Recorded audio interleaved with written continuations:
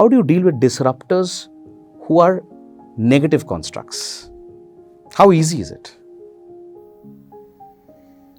So, generally, there is no role where one disruptor is contributing so much to the bottom line that it's really significant.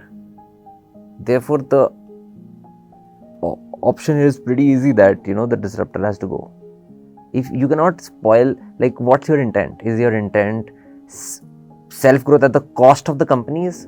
Well, then you're not good for the company. If your intent is for the company, then you will behave a certain way.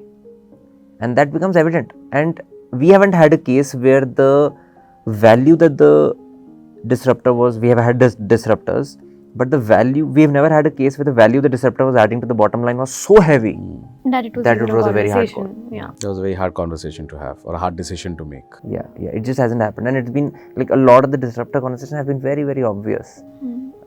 Oftentimes the disruptor thinks they have too much value. Yeah, and I also think like there have been situations where people who know they've been doing this have recognized it because the culture is such that it doesn't allow you to do that.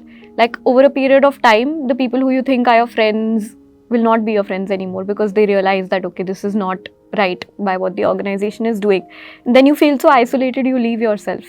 That, it's almost like you wean off, because you realize that everyone else here is very different. They're wired differently. Also, there's a difference between, being a brat and being a disruptor where you're impacting the company negatively. Malice is very... A lot of A players are like brats. Yeah, that's what... Like, honestly, I would think that you're a brat. Bit of a brat sometimes. Yeah, because, I would agree. Yes, hoga.